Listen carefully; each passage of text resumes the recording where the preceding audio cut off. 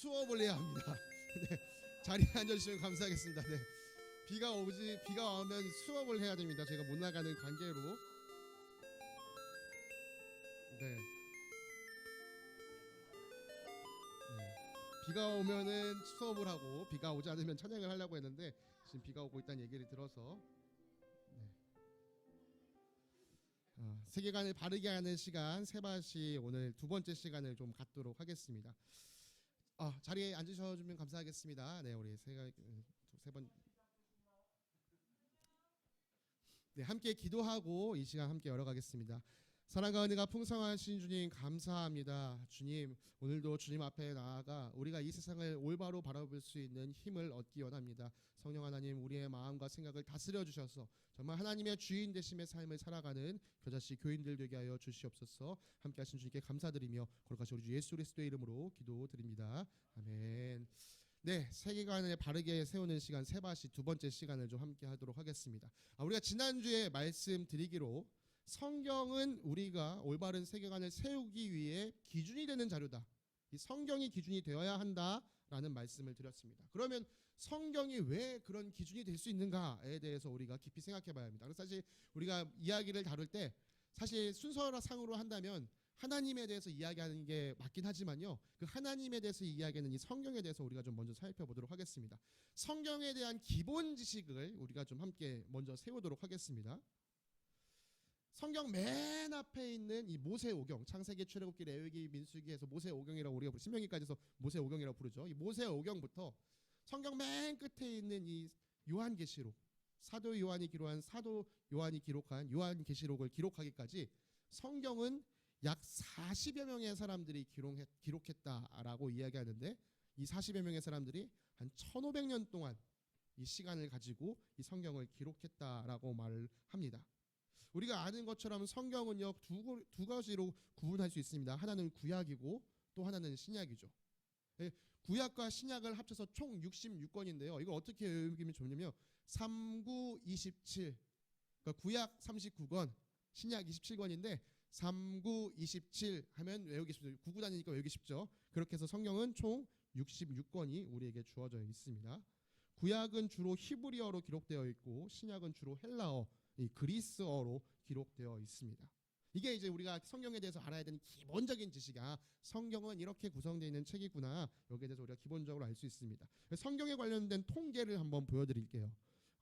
오늘날에는요, 이 세계 성서 공의회라고 해서 이 성서를 보급하는 각 나라에 있는 이 공의회가 함께 통계를 집계하곤 합니다.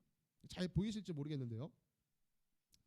제가 좀 여기 보이는 거를 좀 설명 좀 드리겠습니다. 성서가 얼마나 많은 언어로 보급되고 있나?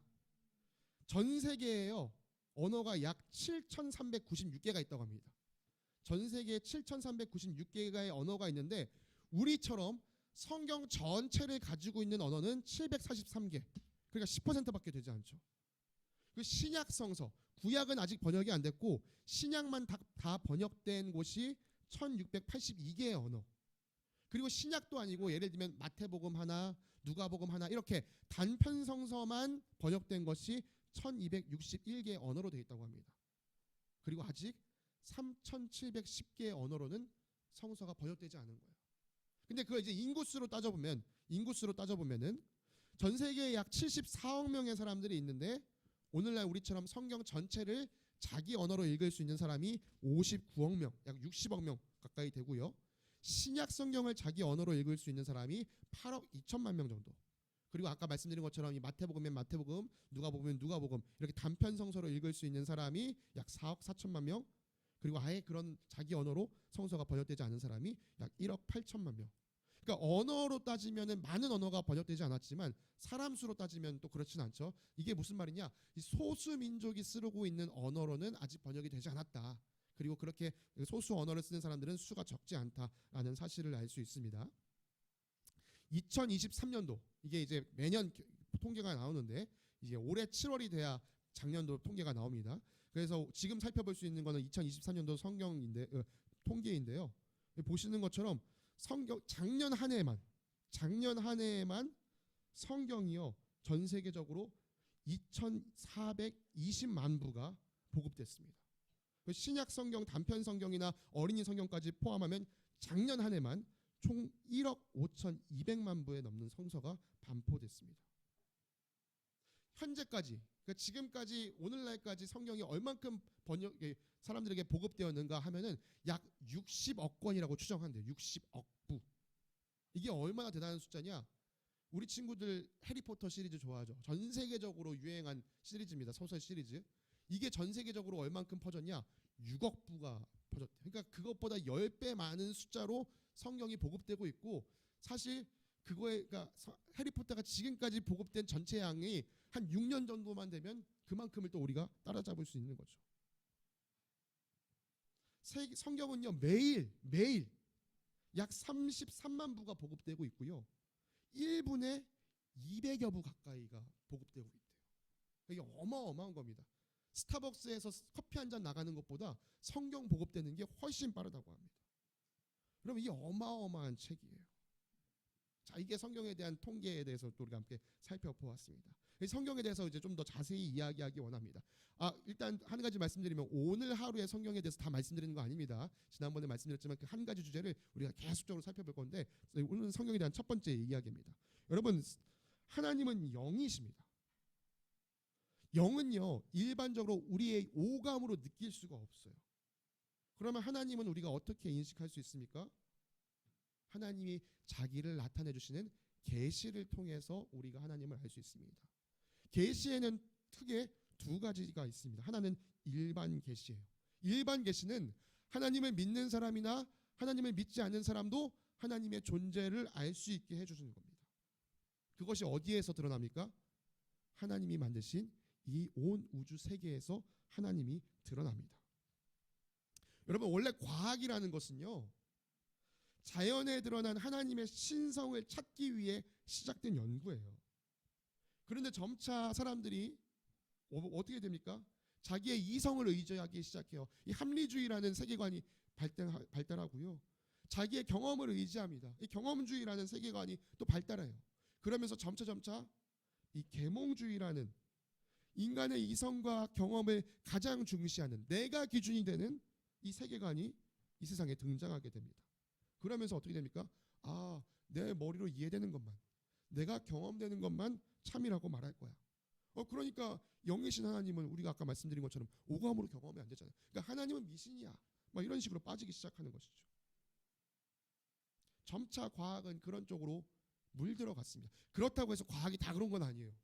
오늘날에도 여전히 위대한 과학자들이 자신의 분야를 깊이 연구하다가, 이거는 창조주를 말하지 않으면 설명이 안 되겠다, 이렇게 말하는 과학자들이 많이 있습니다.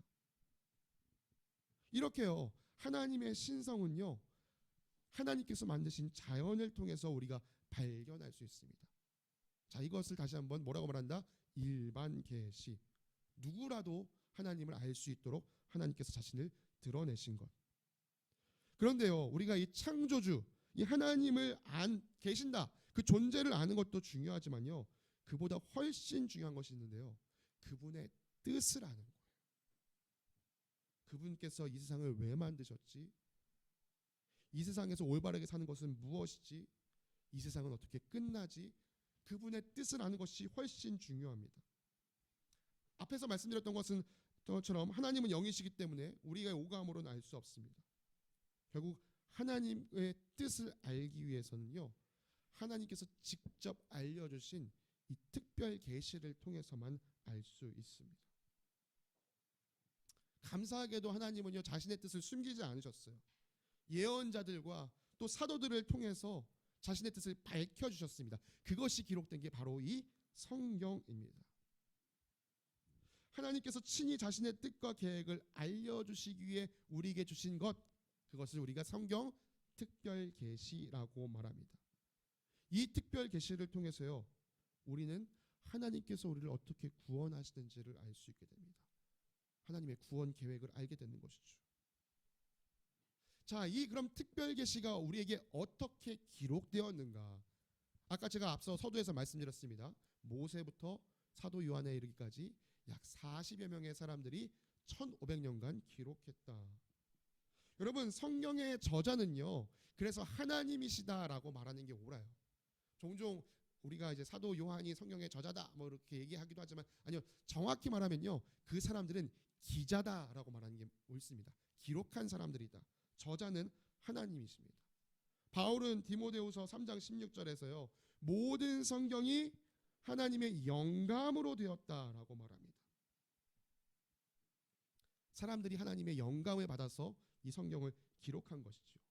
근데 이 영감을 받아서 어떻게 기록했는가에 대해서요, 사람들의 의견이 좀 분분합니다.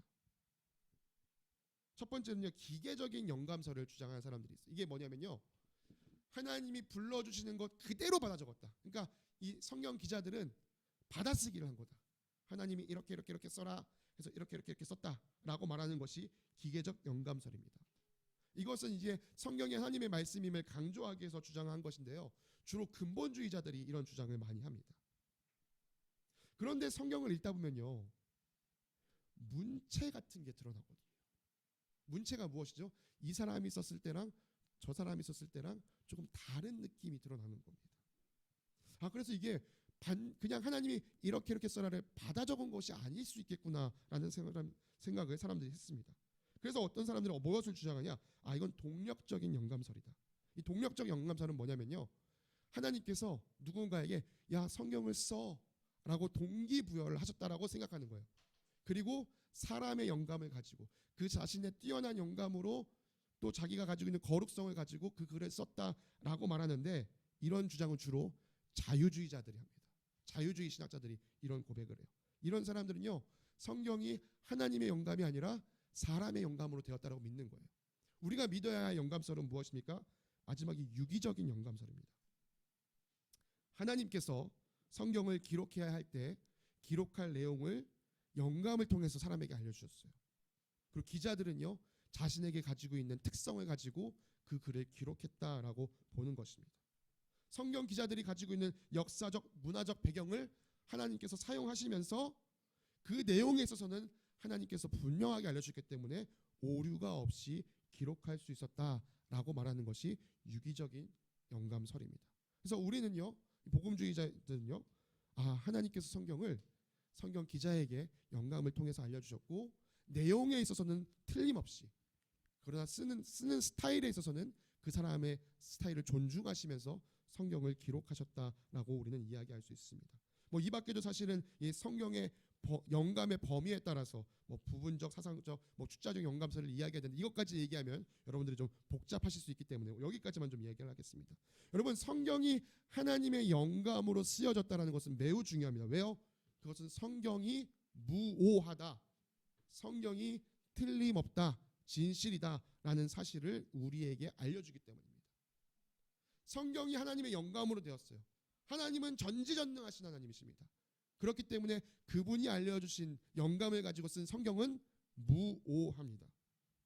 근데 이 무오성도요, 그 수준을 얼만큼 믿느냐에 따라 조금씩 차이가 있습니다. 절대적인 무오를 믿는 사람이 있고, 또 완전한 무오를 믿는 사람들이 있고, 제한적 무오를 믿는 사람들이 있습니다. 절대적 무오를 믿는다라는 것은 무슨 말이냐? 성경의 모든 내용에 오류가 없다. 신앙적인 내용들, 도덕적인 내용들, 역사적인 내용들, 과학적인 내용들, 이 모든 것에 오류가 없다라고 말하는 게 절대적 무오설이에요. 그러니까 아까 이제 기계적인 영감설을 주장하는 사람들이 이 절대적인 무오설을 함께 주장하는 경우가 많습니다. 그에 비해 완전한 절대적 무오설이나 완전한 무오설이나 그게 그거 같은데, 여러분, 완전한 무오설은 어떤 거냐면요, 신앙과 도덕의 내용에 있어서 우리가 예수 그리스도를 믿고 구원받는 내용에 있어서는 오류가 없다. 그러나 역사적인 기술이나 과학적인 서술은 오늘날 사람들이 인식하는 것과 차이가 있을 수 있다. 여러분, 이거 잘 들으셔야 됩니다. 옛날 사람들이 가지고 있었던 어떤 과학적인 지식이나 역사적 지식이 오늘 우리가 가지고 있는 것과 다르기 때문에 차이가 있다라고 말하는 거지, 오류가 있다고 말하는 건 아니에요. 제한적 오류설이 뭐냐면, 제한적 무오설은 이 역사적과 과학적 기록에 오류가 있다라고 말하는 게 제한적 무오설이고, 완전한 무오설은 오류가 있는 게 아니라 그 당시의 사람들이 인식하기에는 그게 진실이었다. 그 사람들이 가지고 있는 수준에서는 그렇게 기록할 수밖에 없었다라고 말하는 게 완전한 무호설이에요. 예를 들어 볼게요. 갈릴리 호수입니까? 바다입니까? 오늘날 우리가 보기에는 호수죠. 그러나 그 당시 그 사람들이 보기에는 그게 뭐였어요? 바다처럼 보였던 거예요. 그 사람들이 그렇다고 바다라고 기록했다고 그게 틀린 겁니까? 아니죠. 그 사람들은 그걸 바다로 인식할 수밖에 없었습니다. 재밌는 사실을 알려드릴까요? 누가복음 여러분 읽으시면요, 누가는 갈릴리를 호수라고만 기록합니다. 마태, 마가, 요한은요 갈릴리를 바다라고 기록하는데 누가는 호수라고 기록해요. 왜 그럴까요? 누가는요 이방 사람이었거든요. 이 사람은 유대 사람들과 다른 사고를 가지고 있었던 거예요. 그러니까 여러분 이런 것들의 차이가 이게 오류다라고 말할 수 없다는 것이죠. 그래서 아까 말씀드린 것처럼 우리가 유기적인 영감서를 믿는다고 한다면 하나님께서 성경 기자들에게 무엇을 기록해야 할지 그 정확한 내용을 알려주시되 그 사람들이 가지고 있는 지식과 역사적 배경과 문화적 배경을 활용하셔서 쓰셨다는 사실을 우리가 인정한다면 갈릴리를 바다를 부른 것을 오류가 아니라 그 사람들이 인식할 수 있는 수준의 진리였다라고 우리가 말할 수 있는 것입니다. 그래서 우리는요 이 유기적 영감설 안에서 완전한 무호설. 근데 이제 완전한 무호설을 이 절대적인 무호설을 믿는 사람들 입장에서 보기엔요, 야 너 제한적 무호설이나 다름이 없다 라고 주장하는데요. 다시 한번 말씀드립니다. 오류가 있다라는 말은 말씀드리는 것이 아니라 지금 사람들의 인식과 그 당시 사람들의 인식에 차이가 있다라는 것을 인정하는 것이 이 완전한 무호설이라고 말씀드릴 수 있습니다. 이 무호설은요 이거 외에도 아예 정말 성경이 오류가 많다라고 말해버리는 사람들도 있어요. 이 성경 비평학을 하면서 성경 자체는 비평해야 된다. 이거는 진리로 받아들일 수 없다라고 말하는 사람들인데요. 여러분 그런 사람들은요 정말 하나님 앞에서 큰 벌을 받게 될 겁니다. 하나님께서 우리에게 자신의 뜻을 밝히시기 위해 주신 이 귀한 성경 말씀, 하나님께서 우리가 구원받도록 인도하신다는 사실을 믿으시면서 이 말씀 귀하게 여기시는 여러분들 되시길 바랍니다. 계속해서 우리가 다음 시간에도 이 성경에 대한 내용들을 함께 좀 더 살펴보도록 하겠습니다. 기도하고 오늘 세바시를 마치겠습니다. 사랑과 은혜가 풍성하신 하나님 아버지 감사합니다. 우리에게 하나님의 뜻을 알려주시기 위해 귀한 말씀을 허락하여 주심을 찬양합니다. 주님, 이 성경이 이렇게 귀하고 놀라운 책인데 우리가 우리의 삶을 돌아봤을 때 이 말씀을 얼마나 귀중하게 여겼는지 다시금 생각하게 됩니다. 하나님의 말씀을 가까이 하지 않았던, 또 온전히 신뢰하지 못했던 우리의 연약함을 이 시간 주님 앞에 내려놓사오니 주님, 이 말씀을 온전히 붙들고 이 말씀 안에서 기뻐하며 살아가는 저희들 되게 하여 주시옵소서. 하나님 안에서 하나님을 더욱더 깊이 알아가기를 간절히 소망합니다. 우리에게 귀한 은혜를 내려주실 주님께 감사드리며 거룩하신 우리 주 예수 그리스도의 이름으로 기도드립니다. 아멘.